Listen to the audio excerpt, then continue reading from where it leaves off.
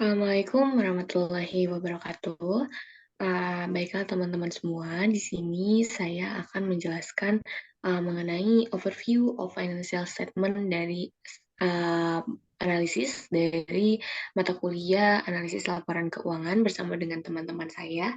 Perkenalkan, nama saya Ajeng Daryanti dan juga ada dua teman saya yaitu Catur Nugrahani dan juga Yola Pangestu Anggraini, di mana kami tentu saja seperti yang saya sebutkan di awal akan memberikan pemaparan terkait dengan overview of financial statement analysis. Boleh di next?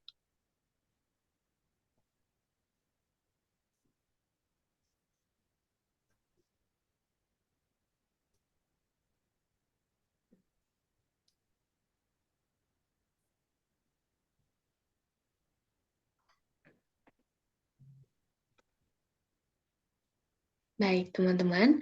Di sini bisa kita lihat pokok pembahasan yang akan kelompok saya bawakan dan juga akan kelompok saya bahas, mulai dari preview of chapter 1, analisis bisnis, analisis akuntansi, analisis keuangan, analisis berdasarkan laporan keuangan mencerminkan kegiatan bisnis, laporan keuangan pratinjau analisis, analisis laporan arus kas, dan juga analisis di pasar efisien. Di next. Baik, untuk review dari chapter 1, di sini ada business analysis, financial statement basis of analysis, dan financial statement analysis review, di mana tiga hal ini merupakan tiga analisis yang memang penting dalam sebuah perusahaan, di mana perusahaan tentu saja membutuhkan analisis bisnis, kemudian juga analisis laporan keuangan gitu. Kemudian analisis akuntansi seperti itu. Karena sebelum menjadi laporan keuangan, tentu saja dibutuhkan analisis akuntansi untuk merecord dari transaksi-transaksi yang dilakukan oleh perusahaan. Baik, mungkin di sini saya akan memberikan penjelasan dari bagan yang ada di depan layar ini. Untuk analisis laporan keuangan itu apa sih? Analisis laporan keuangan itu merupakan bagian integral dan penting dari bidang yang lebih luas dan juga dari analisis bisnis. Nah, jadi sebelum analisis bisnis, akarnya itu adalah analisis laporan keuangan. Nah, sedangkan analisis bisnis itu sendiri adalah proses mengevaluasi prospek ekonomi perusahaan dan juga resiko. Karena seperti yang kita ketahui ya teman-teman, bahwasannya dalam setiap bisnis itu selalu ada resiko, dan resiko itu tidak bisa dihilangkan, tetapi dampaknya bisa diminimalisir. Nah, tergantung dari resiko apa yang ada di dalam perusahaan tersebut, entahkah itu dari aspek keuangannya, entah itu aspek marketingnya, atau mungkin dari human capitalnya. Nah, termasuk menganalisis perusahaan, lingkungan, bisnis, strategi, dan juga laporan keuangan. Nah, jadi analisa bisnis ini tuh memang sangat berguna ya untuk mengambil keputusan-keputusan yang strategik gitu, dan dapat menjawab apakah investasi di sini akan menguntungkan, atau bahkan hingga cara menilai dari bisnis tersebut pada saat bisnisnya IPO ya, atau untuk menerbitkan saham pertama kali, sahamnya dibuka ke publik gitu. Nah, dengan cara mengevaluasi restrukturisasi termasuk aktivitas-aktivitas korporasi ya teman-teman. Nah, aktivitas-aktivitas korporasi itu ada apa aja? Aktivitas tersebut itu ada merger, akuisisi, dan juga divestasi, teman-teman. Nah, dari tadi kita membahas bahwasannya akar dari analisis bisnis itu adalah analisis dari laporan keuangan. Nah, ketika kita berbicara mengenai laporan keuangan, pasti yang ada di benak kita itu adalah, oh, rasio ROA nih, ROE, atau mungkin ROI. Nah, tetapi dalam definisi yang secara keseluruhan, analisis laporan keuangan itu adalah penerapan alat dan juga teknik analitik terhadap laporan keuangan untuk tujuan umum dan data terkait untuk memperoleh estimasi dan kesimpulan yang berguna dalam bisnis. Jadi, tujuan umumnya itu seperti apa? ada pihak internal dan juga eksternal yang dapat menggunakan laporan keuangan ini sebagai bahan pertimbangan. Mungkin untuk pihak eksternal adalah investor dan pihak internal mungkin manajemen dari perusahaan itu sendiri ya, karena memang aktivitas keuangan itu sendiri harus dikontrol oleh manajemen dari perusahaan gitu. Nah, kemudian analisis laporan keuangan atau ALK ini juga mengurangi ketergantungan pada firasat, kemudian dugaan dan intuisi dalam pengambilan keputusan bisnis. Jadi kalau kita menggunakan firasat, kemudian intuisi, itu memang akan ada ketidakpastian ya dalam analisis bisnisnya karena kita tidak dapat memake sure apakah ini sudah sesuai dengan sains yang ada gitu. Tapi memang mungkin untuk firasat dan juga intuisi itu merupakan the art ya, yang dimana ini merupakan sebuah seni yang memang dimiliki oleh para petinggi dari korporasi, entah itu direkturnya atau CEO-nya.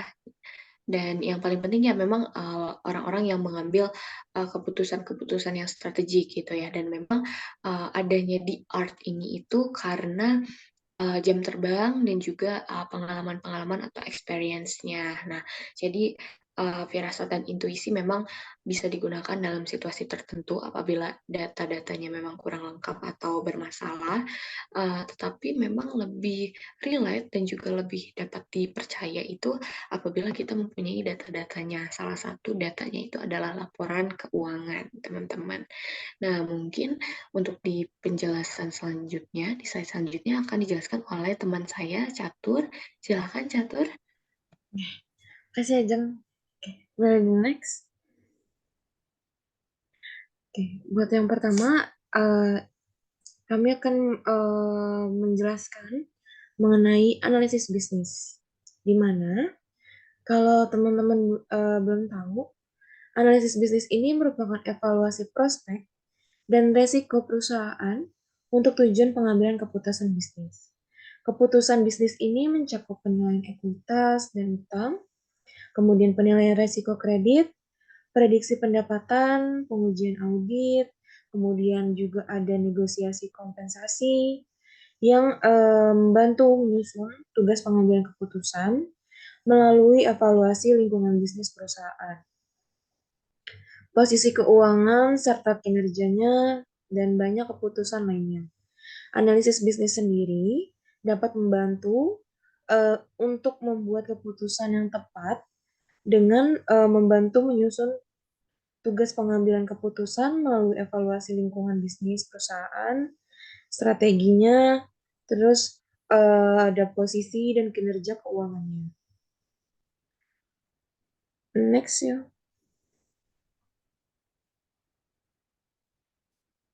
Oke. Kemudian di sini juga ada analisis laporan keuangan, di mana hal ini merupakan bagian dari analisis bisnis.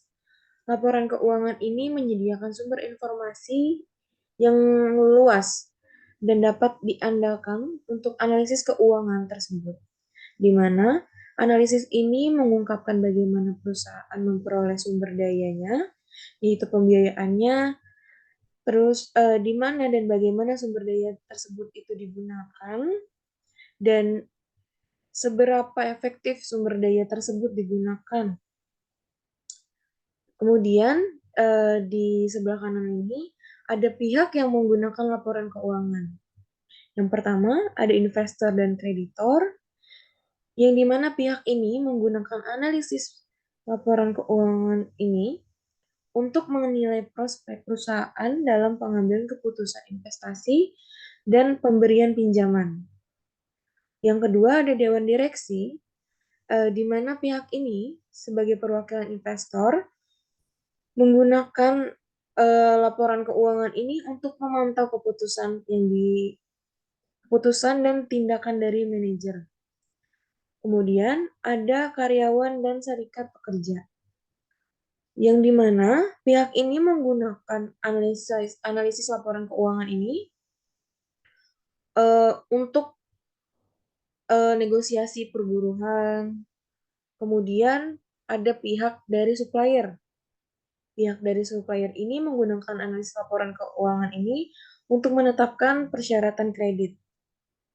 Kemudian ada penasihat investasi dan perantara, yang dimana analisis laporan keuangan ini digunakan untuk keputusan dalam membuat rekomendasi jual beli dan dalam pemeringkatan kredit.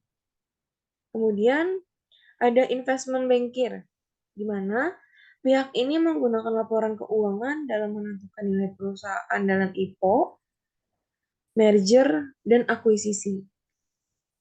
Next.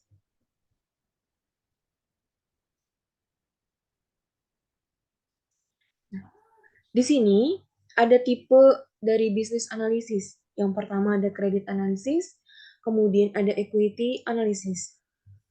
Di mana tujuan dari analisis bisnis sendiri ini, kalau misalnya teman-teman belum tahu, yaitu analisis bisnis ini digunakan untuk meningkatkan keputusan bisnis dengan mengevaluasi informasi yang tersedia. Analisis bisnis ini diterapkan dalam berbagai bentuk dan merupakan bagian penting dari keputusan analisis keamanan. Penasihat investasi, kemudian manajer dana, terus bankir investasi, penilaian kredit, bankir korporasi, dan investor individu. Di mana ada dua tipe yang tadi sebelumnya sudah disebutkan, ada kredit analisis dan equity analisis. Di mana dalam kredit analisis itu ada kreditor, yaitu merupakan pihak yang meminjamkan dana kepada perusahaan dengan imbalan janji pembayaran kembali beserta bunga yang dimana kreditor ini mengharapkan pembayaran kembali dananya.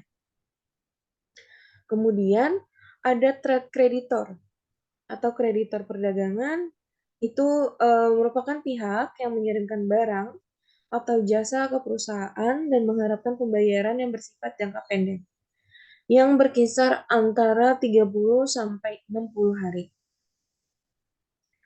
Kemudian ada non-trade creditor. Ini merupakan pihak yang memberikan pembiayaan kepada perusahaan sebagai imbalan atas janji, yang biasanya itu dilakukan secara tertulis, kemudian pembayaran kembali dengan bunga pada tanggal tertentu dapat bersifat jangka pendek dan jangka panjang. Dan timbul dalam berbagai transaksi.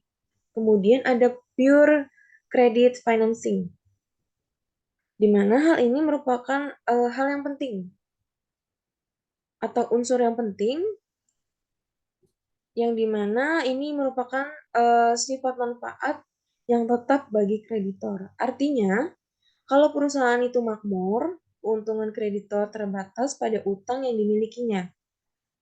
Kemudian, pada tingkat bunga, kontrak utang atau margin keuntungan atas barang dan jasanya diserahkan, tetapi kreditur menanggung risiko gagal bayar tersebut.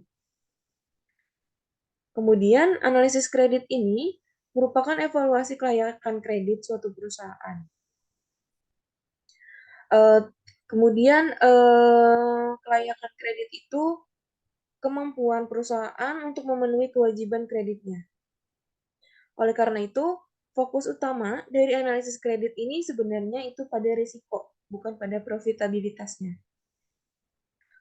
Kemudian di analisis kredit juga berfokus pada risiko penurunan dibandingkan sama potensi kenaikannya, yang dimana ada analisis likuiditas dan analisis solvabilitas. Likuiditas sendiri merupakan kemampuan perusahaan untuk mendapatkan uang tunai jangka pendek untuk memenuhi kewajibannya bergantung pada arus kas perusahaan dan susunan aset lancarnya dan kewajiban lancarnya. Kemudian ada solvabilitas. Solvabilitas sendiri merupakan kelangsungan hidup jangka panjang dan kemampuan perusahaan untuk membayar kewajiban jangka panjang yang bergantung pada profitabilitasnya dalam jangka panjang perusahaan dan struktur modal atau pembiayaannya. Selanjutnya ada equity analysis, di mana equity ini ada equity investor, merupakan pihak yang menyediakan dana kepada perusahaan sebagai imbalan atas resiko dan manfaat kepemilikan yang dimana merupakan penyedia utama dari pembiayaan perusahaan tersebut. Kemudian ada equity financing, yang dimana pihak ini menawarkan perlindungan untuk semua bentuk pendanaan lainnya. Equity investor ini juga berhak atas pembagian aset perusahaan setelah klaim semua penggugat senior lainnya dipenuhi, termasuk bunga dan dividen pilihannya. Kemudian ada analisis teknikal atau pembuatan grafik, yaitu dengan mencari pola dalam riwayat harga atau volume suatu saham untuk memprediksi pergerakan harga di masa depan. Ada juga analisis fundamental, yang dimana hal ini lebih diterima dan diterapkan secara luas. Karena proses dalam menentukan nilai suatu perusahaannya tersebut dilakukan dengan cara menganalisis dan menafsirkan faktor-faktor dari perekonomian, industri, dan perusahaan. Analisis fundamental ini bagiannya itu ada evaluasi posisi keuangan dan kinerja perusahaan dengan tujuan utamanya itu untuk menentukan nilai intrinsik yang biasa disebut juga itu sebagai nilai yang mendasar. Kemudian ada dari Business Environment and Strategy Analysis, di mana analisis prospek masa depan untuk perusahaan merupakan salah satu tujuan terpenting dari analisis bisnis yang merupakan tugas subjektif dan kompleks yang mencakup perhatian terhadap analisis lingkungan dan strategi bisnis. Yang dimana hal ini terdiri atas dua analisis. Ada analisis industri dan analisis strategi. Analisis industri ini merupakan langkah pertama karena prospek dan struktur industrinya sangat menentukan profitabilitas dari perusahaannya tersebut. Kemudian, analisis ini seringkali dilakukan dengan menggunakan kerangka kerja yang diusulkan oleh Porter, yang bisa teman-teman lihat di dalam e-book yang udah diberikan itu di tahun 1980 dan 1985. Kemudian analisis strategi. Ada analisis strategi ini merupakan evaluasi keputusan bisnis di perusahaan dan keberhasilannya ini dalam membangun keunggulan yang kompetitif yang mencakup penilaian tanggapan strategis yang diharapkan oleh perusahaan terhadap lingkungan bisnisnya dan dampak tanggapan tersebut terhadap keberhasilan dan pertumbuhannya di masa depan. Analisis ini memerlukan pengamatan yang cermat terhadap strategi kompetitif perusahaan untuk bauran produk dan struktur biayanya. Next. Untuk materi selanjutnya akan saya serahkan ke teman saya, yaitu Ajeng Lida. Silakan. Baik, terima kasih Catur. Boleh di next mungkin ya, Nga?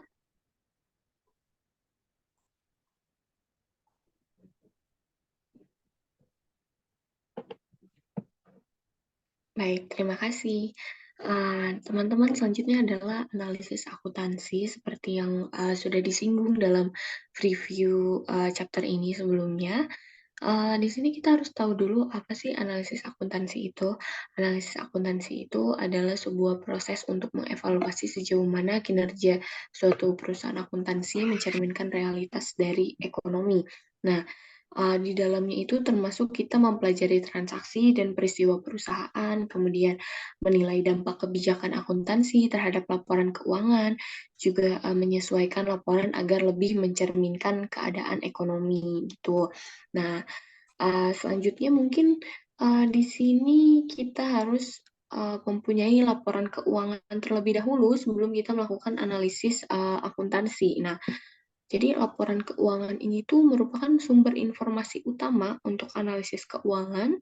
Jadi artinya ketika ada analisis keuangan, maka harus ada laporan keuangan.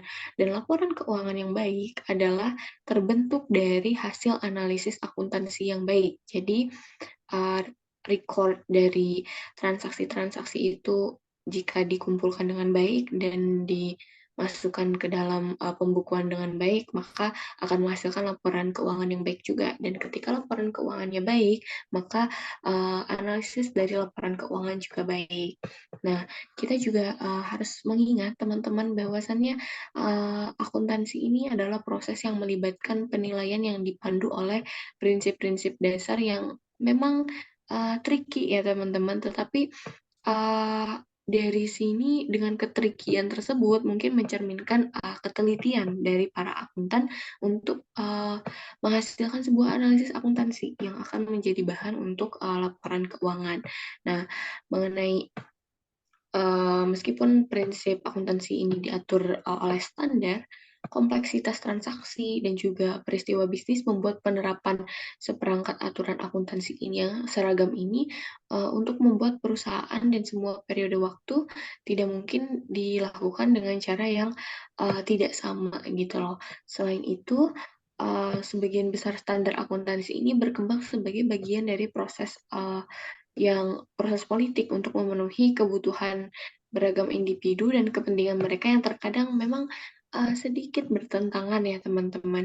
Individu-individu ini mungkin mencakup pengguna seperti investor, kreditor, dan analis itu pembuatan seperti karena untuk analis itu memang berguna untuk pembuatan korporasi, kemitraan, kepemilikan. Nah, untuk regulator seperti komisi sekuritas dan juga bursa dan atau mungkin Dewan Standar Akuntansi Keuangan dan yang lain lagi seperti auditor, pengacara dan pendidik dan memang itu membutuhkan analisis akuntansi untuk melihat laporan-laporan keuangannya. Nah, oleh karena itu standar akuntansi memang meskipun terkadang gagal memenuhi kebutuhan individu tertentu, tapi uh, sangat berguna untuk proses kemajuan perusahaan. Nah, faktor lain yang berpotensi menghambat keadaan atau keandalan dari laporan keuangan adalah kesalahan estimasi akuntansi, yang dimana di sini dapat menghasilkan informasi yang tidak lengkap atau tepat gitu. Apa aja sih keterbatasan-keterbatasannya itu? Nah, jadi di dalamnya itu ada komparabilitas, kemudian distorsi akuntansi ya teman-teman, dan ya memang hanya dua itu, tapi sangat vital ya teman-teman, sangat merupakan apa ya masalah akuntansi yang memang sangat vital gitu. Nah, masalah komparabilitas itu seperti apa sih maksudnya? Nah, muncul ketika perusahaan yang berbeda menerapkan akuntansi yang berbeda untuk transaksi peristiwa yang serupa gitu, teman-teman. Jadi tidak satu jalan gitu ya, teman-teman. Nah, masalah ke masalah keterbandingan tersebut juga muncul ketika perusahaan mengubah akuntansinya dari waktu ke waktu, nah, sehingga menyebabkan kesulitan dalam hal keterbandingan temporal ya teman-teman. Selanjutnya masalah distorsi dari akuntansi. Ini merupakan penyimpangan informasi akuntansi dari kondisi ekonomi yang mendasari gitu ya teman-teman. Nah, hal ini biasanya terjadi dalam tiga bentuk. Yang pertama adalah manajerial, kemudian yang kedua adalah manajer, yang ketiga adalah standar akuntansi, teman-teman. Nah, selanjutnya adalah resiko akuntansi. Resiko akuntansi itu apa sih? Resiko akuntansi itu adalah ketidakpastian dari analisis laporan keuangan akibat distorsi akuntansi yang sebelumnya sudah saya jelaskan. Nah, tujuan utama analisis akuntansi itu kan untuk mengevaluasi dan mengurangi risiko akuntansi, kemudian juga meningkatkan kandungan ekonomi laporan keuangan, termasuk daya bandingnya. Nah, hal ini untuk mencapai tujuan tertentu biasanya diperlukan penyajian kembali atau reklasifikasi gitu ya teman-teman dari laporan keuangan untuk meningkatkan kandungan ekonomi dan juga daya bandingnya. Nah, jenis dan tingkat penyesuaian itu itu bergantung pada analisis. Misalnya penyesuaian untuk analisis ekuitas, ini dapat berbeda dengan penyesuaian untuk analisis kredit, gitu teman-teman. Nah, analisis akuntansi juga merupakan proses yang paling sedikit dipahami ya teman-teman, karena memang ilmunya itu sedikit tricky gitu. Karena dihargai dan juga diterapkan secara efektif dalam analisis bisnis. Salah satu alasan kenapa memang sulit dipahami karena harus punya basic pengetahuan akuntansi, dan analis yang tidak memiliki pengetahuan ini cenderung mengabaikan analisis akuntansi dan menganggap laporan keuangan itu seperti yang dilaporkan. Jadi bentuk laporan keuangannya seperti apa, dia percaya gitu, dan memang gampang untuk dimanipulasi ya gitu. Boleh di next mungkin ya lah.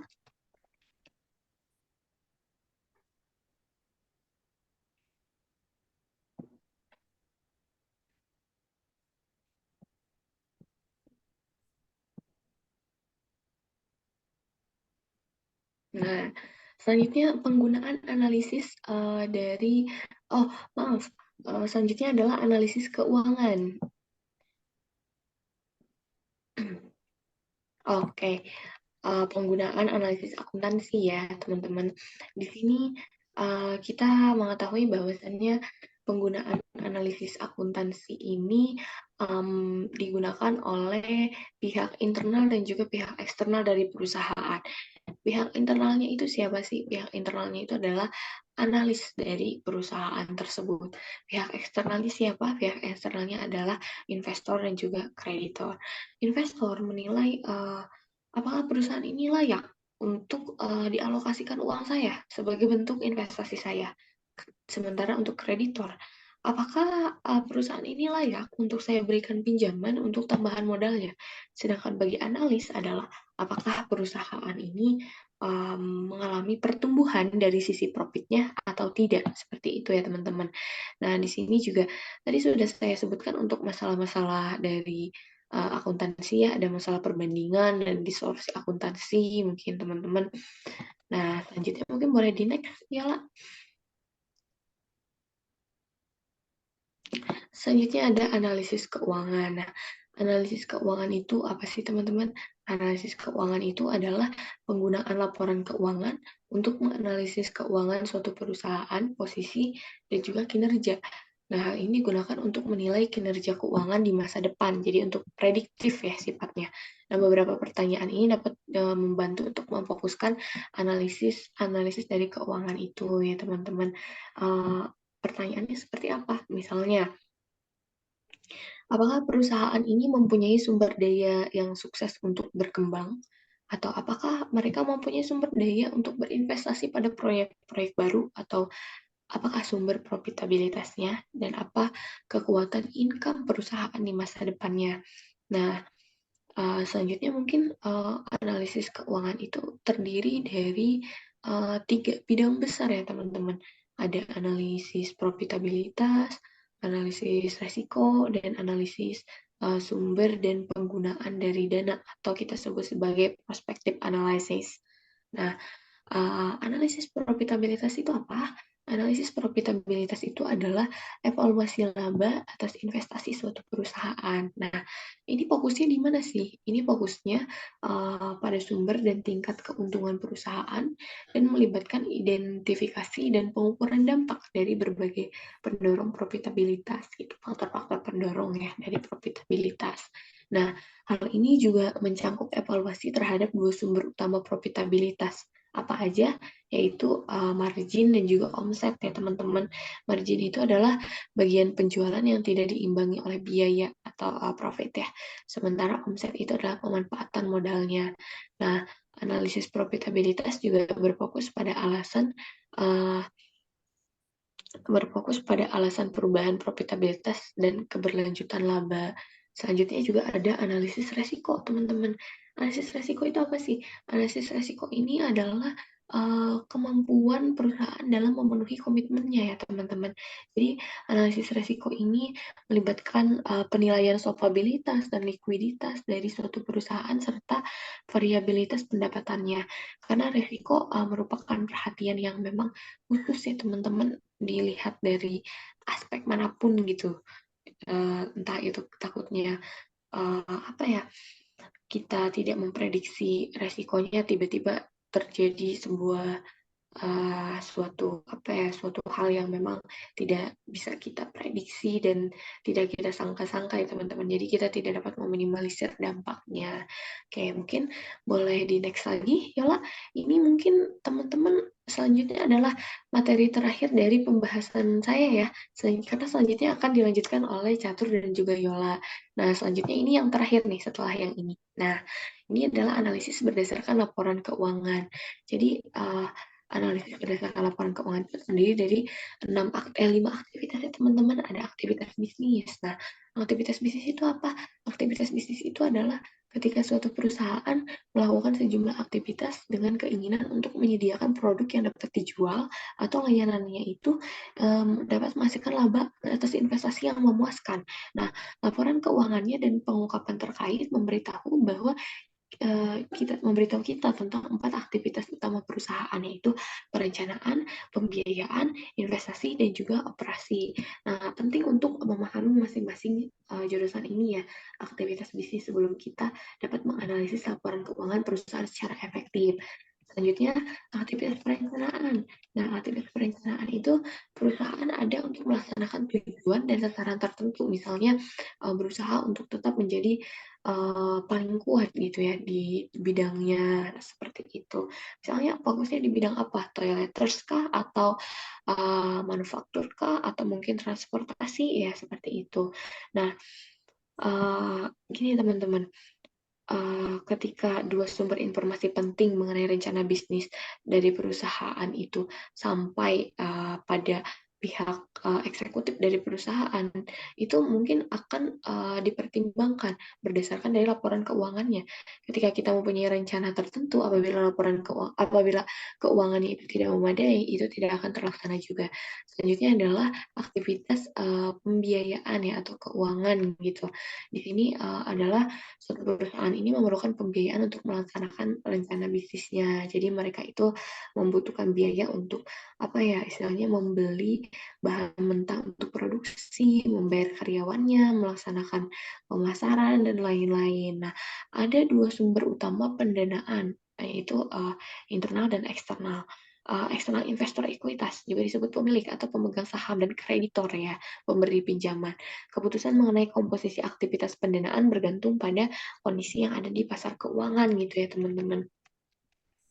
Nah, selanjutnya mungkin aktivitas investasi ya teman-teman. Nah, aktivitas investasi itu seperti apa sih Kak?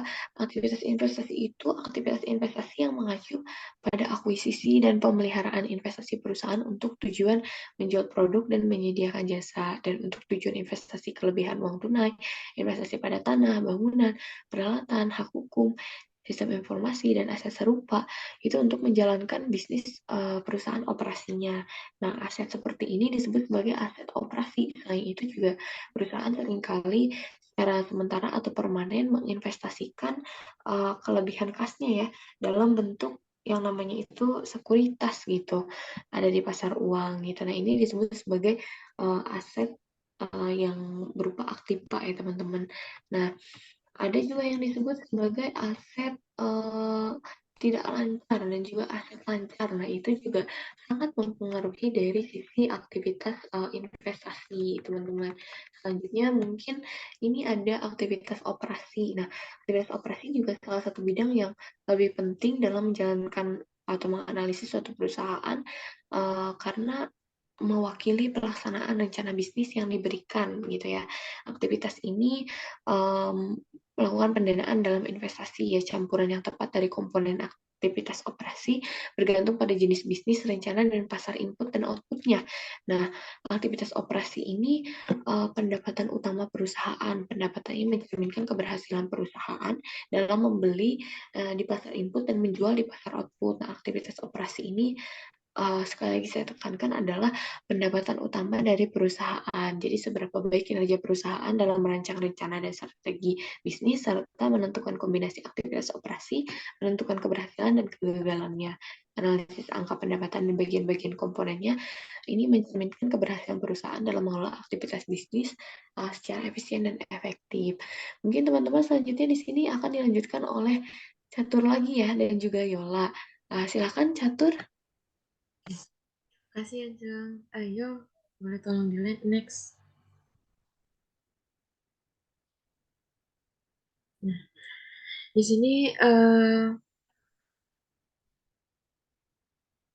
sini aku mau jelasin mengenai laporan keuangan yang mencerminkan kegiatan bisnis.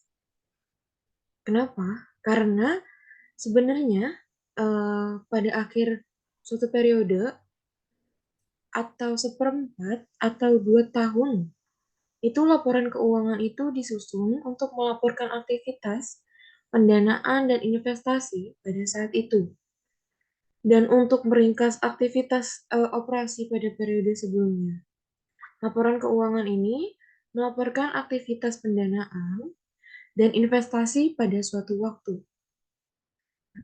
Kemudian laporan keuangan ini itu terdiri dari balance sheet, dari income statement, dari statement of change in shareholder equity, kemudian ada statement of cash flow, kemudian ada link between financial statement.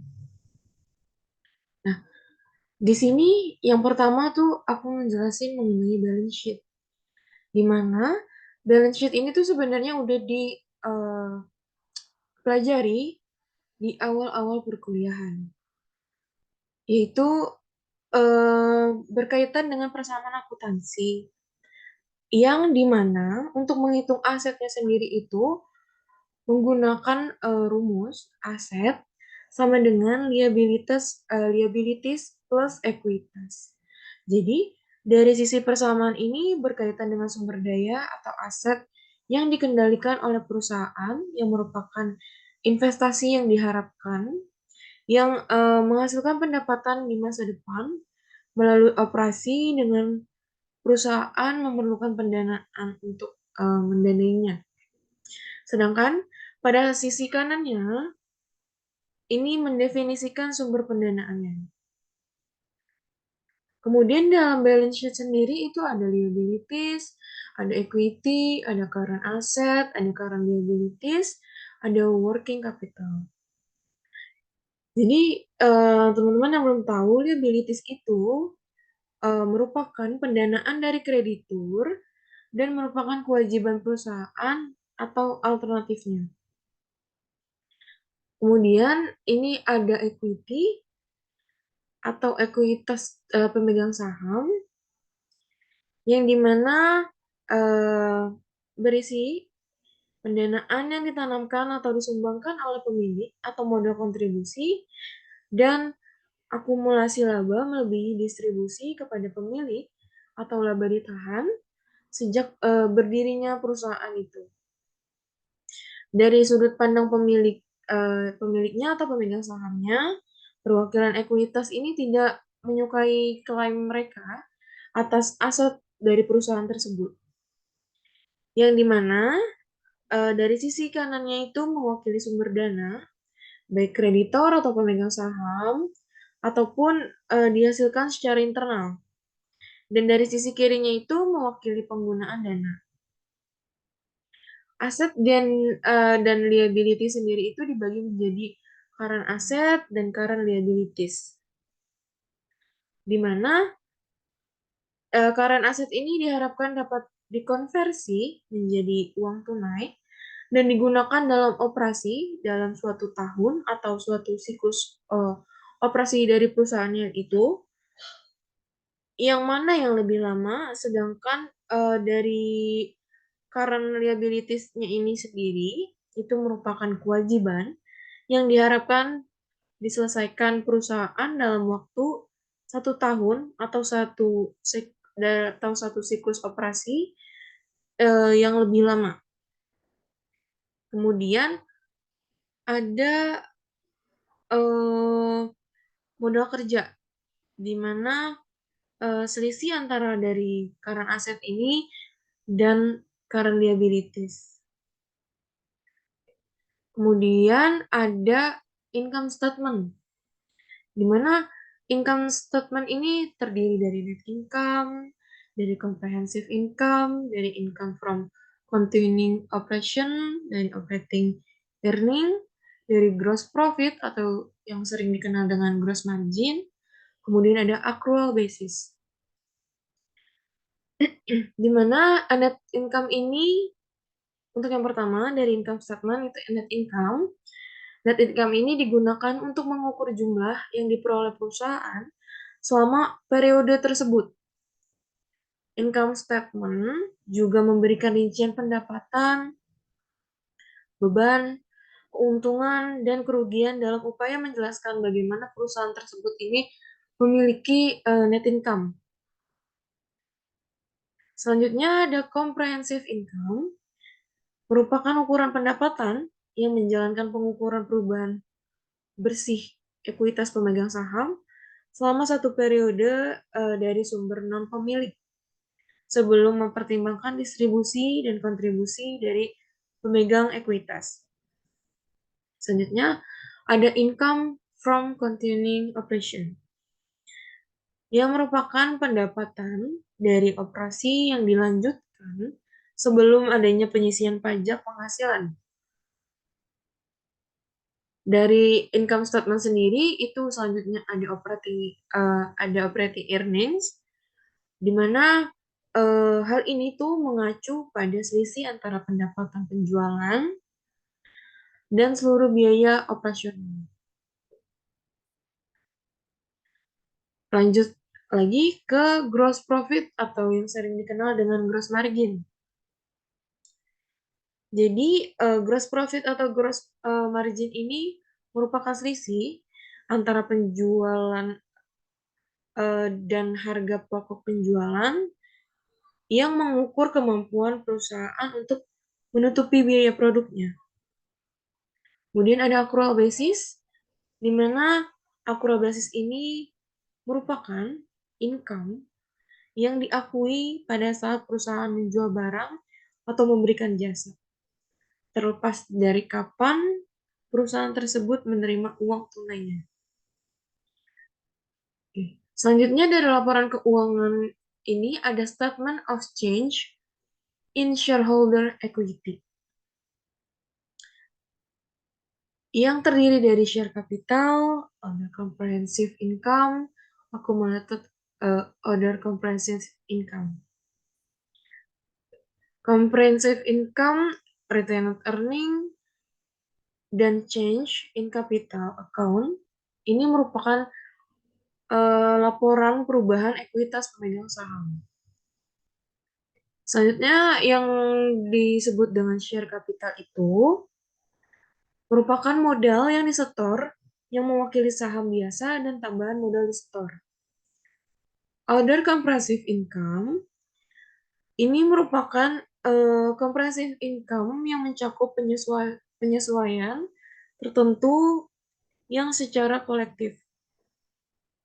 Kemudian ada accumulated other comprehensive income, di mana ini merupakan comprehensive income lainnya yang diakumulasikan dari waktu ke waktu dan disajikan pada balance sheet sebagai bagian tersendiri dari ekuitas pemegang saham. Selanjutnya ada statement of cash flow. Statement of cash flow ini merupakan sebuah laporan yang melaporkan tentang cash inflow dan outflow secara terpisah untuk operasi perusahaan, investasi, dan pembiayaan kegiatan perusahaan dalam waktu tertentu. Kemudian ada link between financial statement yang setiap transaksi dari perusahaan ini dicatat dalam 3 pernyataan yang berdampak pada balance sheet. Yang pertama ada revenue and expense, kemudian ada transaksi kas dalam laporan arus kas, dan seluruh akun revenue dan expense ini mempengaruhi satu atau lebih banyak akun neraca. Next. Untuk materi selanjutnya ini akan saya serahkan ke teman saya, yaitu Yola Pangstu, untuk menjelaskan materi ini. Silakan Yola. Terima kasih Catur atas materi yang telah dijelaskan tadi. Selanjutnya saya akan menjelaskan laporan keuangan pratinjau analisis. Terdapat 5 alat untuk menganalisis laporan keuangan, yaitu yang pertama ada analisis laporan keuangan komparatif atau Comparative Financial Statement Analysis, yaitu dengan meninjau laporan posisi keuangan, laporan laba rugi, atau laporan arus kas berdasarkan periode. Analisis ini biasanya melibatkan sebuah tinjauan perubahan tiap-tiap saldo akun berdasarkan tahun ke tahun atau multi tahun. Informasi yang paling penting dan sering diungkapkan dari analisis laporan keuangan komparatif adalah tren. Ada 2 teknik analisis komparatif yang cukup populer, yaitu ada analisis perubahan tahun ke tahun dan analisis tren angka indeks. Analisis perubahan tahun ke tahun, yaitu perbandingan laporan keuangan selama periode waktu yang relatif singkat 2 hingga 3 tahun. Biasanya dilakukan dengan analisis perubahan tahun ke tahun pada tiap-tiap akun analisis yang memiliki keunggulan pada perubahan yang disajikan dalam sejumlah uang absolut maupun dalam persentase. Perhitungan perubahan tahun ke tahun ini bersifat langsung. Biasanya melaporkan total kumulatif untuk periode yang sedang dianalisis maupun rata-rata untuk periode yang berjalan. Lalu selanjutnya ada analisis tren angka indeks, yaitu penggunaan analisis perubahan tahun ke tahun untuk membandingkan laporan keuangan yang mencakup lebih dari 2 atau 3 periode, terkadang tidak praktis. Alat yang berguna untuk perbandingan tren jangka panjang adalah analisis tren angka indeks. Lalu selanjutnya ada analisis laporan keuangan common size. Analisis laporan keuangan berdasarkan berapa proporsi kelompok atau subkelompok yang terdiri dari akun tertentu melalui total aset, yaitu liabilitas ditambah ekuitas, sebesar 100%. Analisis common size ini menekankan pada 2 faktor. Faktor yang pertama yaitu ada sumber pendanaan, meliputi distribusi pendanaan antara liabilitas jangka pendek, liabilitas jangka panjang, dan ekuitas. Dan faktor yang kedua yaitu komposisi aset, meliputi jumlah untuk setiap aset lancar dan tidak lancar. Analisis common size ini atas laporan posisi keuangan sering diperluas untuk mempelajari akun-akun yang membentuk subkelompok tertentu. Perbandingan temporal dari waktu common size ini sangat berguna untuk mengungkapkan setiap perubahan proporsional pada akun di dalam kelompok aset liabilitas, beban, dan kategori lainnya. Yang ketiga yaitu ada analisis rasio, yaitu salah satu alat yang paling populer dan banyak digunakan untuk analisis keuangan. Namun perannya sering disalahpahami dan akibatnya kepentingannya sering kali berlebihan. Sebuah rasio menyatakan suatu hubungan matematis antara dua kuantitas. Rasio 200 terhadap 100 dinyatakan sebagai 2 dibanding 1 atau cukup ditulis 2.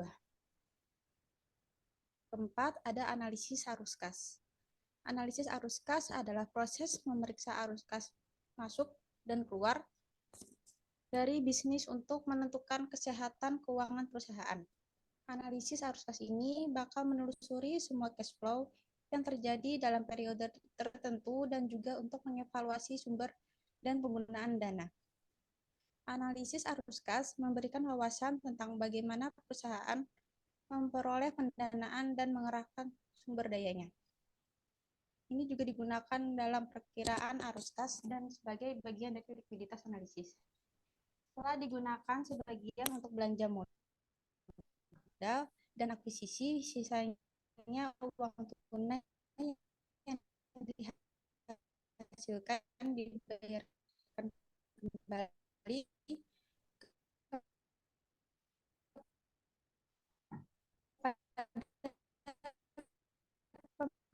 pemegang saham melalui dividen dan pembelian saham.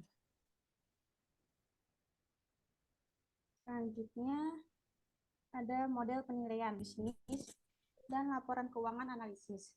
Penilaian intrinsik suatu perusahaan atau ekuitas.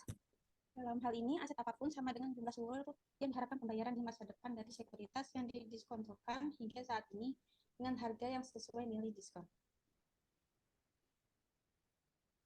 Bagian ini dimulai dengan pembahasan teknik penilaian yang diterapkan pada sekuritas utang. Karena kesederhanaannya, penilaian utang memberikan pengaturan yang ideal untuk memahami konsep-konsep utama penilaian.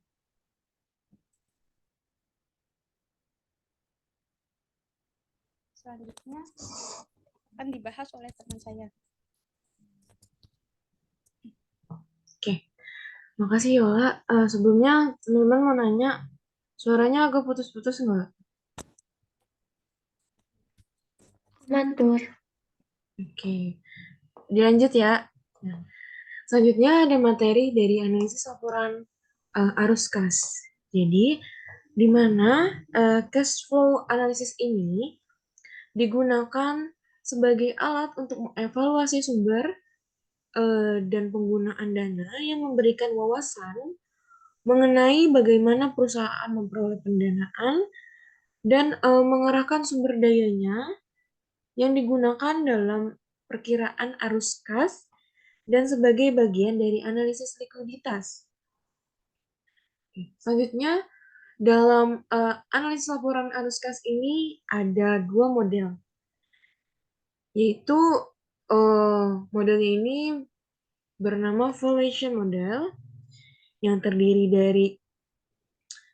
dari debt valuation dan equity valuation. Sebenarnya valuation sendiri ini mengacu pada memperkirakan nilai intrinsik suatu perusahaan atau saham dari perusahaannya. Dasar penilaian dari analisis laporan keuangan yaitu present value teori yang menyatakan nilai suatu sekuritas utang atau ekuitas sama dengan jumlah seluruh ekspektasi pembayaran di masa depan dari sekuritas tersebut yang didiskonkan sampai saat ini, sampai tingkat diskonnya ini sesuai untuk menilai suatu sekuritas. Seorang investor memerlukan dua informasi. Jadi, investor ini tuh juga memerlukan informasi yang harus dipahaminya. Yang pertama, itu ada ekspektasi imbalan dari masa depan selama umur sekuritas tersebut. Kemudian tingkat diskonnya. Tingkat diskon dalam arus kas obligasi itu merupakan tingkat bunga yang berlaku atau lebih tepatnya itu imbal hasil hingga jatuh tempo. Sedangkan dalam saham ini merupakan biaya modal yang disesuaikan dengan resiko atau disebut juga dengan tingkat pengembalian yang diharapkan. Untuk penjelasan pertama dari model ini, saya akan menjelaskan mengenai debt valuation. Jadi, imbalan masa depan dari sekuritas utang merupakan pembayaran bunga dan pokoknya. Kontrak obligasi secara tepat menentukan pembayaran di masa depan beserta jangka waktu investasinya saat menilai obligasi dengan menentukan hasil yang diharapkan atau yang diinginkan berdasarkan faktor-faktor seperti suku bunga saat ini, perkiraan inflasi, dan risiko gagal bayar. Kemudian, dari sisi equity valuation sendiri, itu ada terdiri dari basis equity valuation, kemudian terdiri dari dividen discount model, ada practical consideration in valuation, ada free cash flow to equity model, kemudian ada residual income, ada continuing value. Yang pertama, itu ada basis of equity valuation. Di mana dasar penilaian ekuitas ini seperti penilaian utang, di mana nilai sekarang dari pembayaran di masa depan yang didiskonkan pada tingkat yang sesuai. Dengan ekuitas sendiri, investor ini tidak memiliki klaim atas hasil yang telah ditentukan sebelumnya. Investor ekuitas mencari dua pembayaran utama, yaitu pembayaran dividen dan apresiasi modal. Dalam apresiasi modal tersebut, ini menunjukkan perubahan nilai ekuitas yang pada gilirannya ini dicantumkan oleh dividen di masa depan. Selanjutnya dari equity valuation itu ada dividen discount model yang didasarkan pada dividen yang diharapkan, bukan dividen aktual. Dengan menggunakan ekspektasi dibandingkan dividen aktual, karena tidak seperti pembayaran bunga dan pokok obligasi. Dividen di masa depan ini tidak ditentukan atau ditentukan dengan pasti, sehingga dalam analisisnya tersebut harus menggunakan perkiraan dividen masa depan untuk mendapatkan perkiraan nilainya. Kemudian ada practical consideration in valuation. Tekniknya sendiri harus menghitung nilai menggunakan perkiraan horizon yang terbatas. Untuk memperkirakan dividen yang tersebut itu sulit dilakukan dalam jangka waktu yang terbatas karena pembayaran dividen ini bersifat diskresi. Dan perusahaan yang berbeda mengadopsi kebijakan pembayaran dividen yang berbeda. Penilaiannya ini seringkali menggantikan dividen dengan pendapatan atau arus kas. Selanjutnya, ada free cash flow to equity model. Jadi, arus kas bebas ke ekuitas ini didefinisikan sebagai arus kas dari operasi dikurangi dengan belanja modal ditambah dengan kenaikan atau bisa dikurangkan dengan penurunan utang. Ini merupakan arus kas yang bebas dibayarkan kepada investor ekuitas dan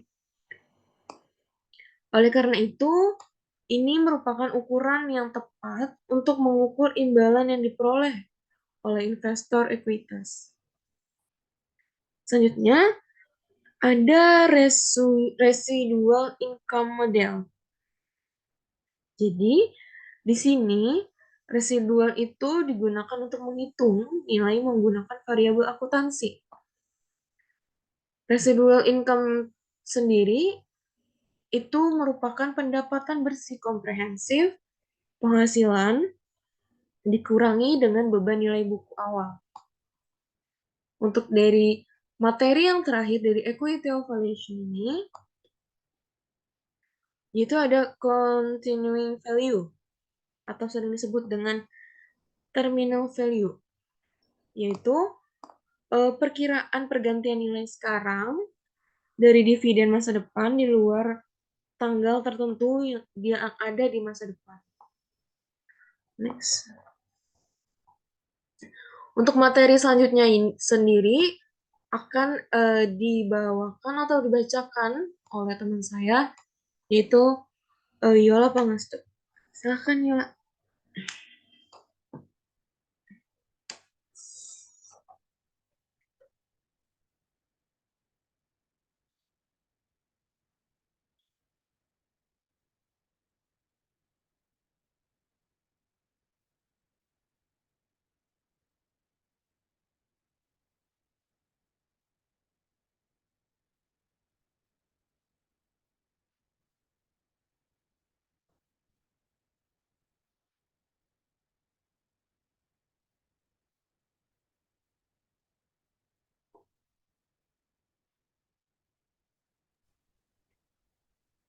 Terima kasih Catur atas penjelasan yang telah dijelaskan tadi.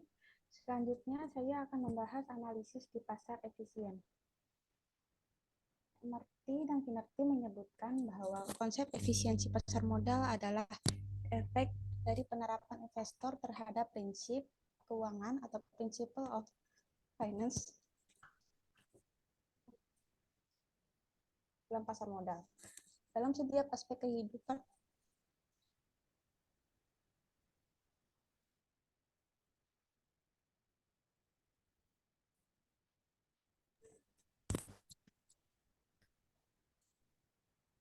Dalam setiap aspek kehidupan, menurut keduanya, setiap orang memiliki satu prinsip umum yang akan diterapkan termasuk dalam masalah keuangan. Keduanya mendefinisikan konsep efisiensi pasar modal sebagai harga pasar dari sekuritas yang diperdagangkan secara reguler di pasar modal, mencerminkan seluruh informasi yang ada dan melakukan penyesuaian secara utuh dan cepat terhadap informasi baru. Hipotesis pasar efisien ini atau disingkat EMH berkaitan dengan reaksi harga pasar terhadap informasi keuangan dan informasi lainnya. Ada 3 bentuk umum EMH. Yang pertama, efisien dalam bentuk lemah atau weak form. Berarti semua informasi di masa lalu atau historis akan tercermin dalam harga yang terbentuk sekarang. Oleh karena itu, informasi historis seperti harga dan volume perdagangan di masa lalu tidak bisa lagi digunakan untuk memprediksi perubahan harga di masa yang datang, karena sudah tercermin pada harga saat ini. Kedua, ada efisien dalam bentuk setengah kuat atau semi-strong. Berarti bahwa harga saham sudah tercermin dan oleh data pasar. Harga saham dan volume perdagangan masa lalu juga dipengaruhi oleh semua informasi yang dipublikasikan, seperti earning, dividen, pengumuman stock split, penerbitan saham baru, ataupun kesulitan keuangan yang dialami perusahaan. Ketiga, ada efisien dalam bentuk kuat atau strong form. Berarti bahwa semua informasi, baik informasi masa lalu maupun informasi terpublikasi atau tidak dipublikasikan, sudah tercermin dalam harga sekuritas saat ini, sehingga tidak akan ada seorang investor pun yang bisa memperoleh return abnormal.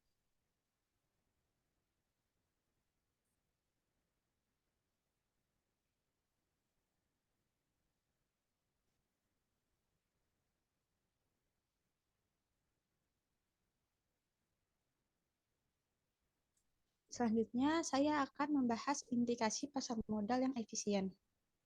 Masih banyak kalangan praktisi yang tidak bisa mempercayai adanya pasar yang efisien dengan berbagai argumennya. Misalnya kemampuan mereka untuk memperoleh capital gain dengan strategi perdagangan aktif. Kedua, di sisi lainnya yaitu banyak para akademisi yang mempercayai bahwa pasar yang efisien pada tingkat tertentu pasti ada. Implikasinya bagi investor yaitu pertama, bagi investor yang melakukan analisis fundamental. Jika pasar efisien dalam bentuk setengah kuat terbukti dan terjadi, maka analisis fundamental yang dilakukan investor tidak akan banyak berarti. Kedua, bagi investor yang melakukan analisis teknikal. Jika pasar efisien dalam bentuk lemah benar, maka tindakan investor untuk meramalkan harga saham di masa depan dengan menggunakan data harga saham historis tidak akan bermanfaat. Alasan pasar tidak efisien yaitu terdapat sejumlah kecil pelaku pasar yang dapat mempengaruhi harga. Kedua, penyebaran informasi tidak merata. Biaya tinggi untuk mendapatkan informasi terjadi asimetrik informasi sehingga memungkinkan adanya insider trading. Lalu ada informasi yang tersedia dapat diprediksi oleh sebagian pelaku pasar. Adanya investor adalah naif investor atau unsophisticated. Lalu ada investor naif, berarti kemampuannya terbatas di dalam memahami dan menginterpretasikan informasi yang diterima.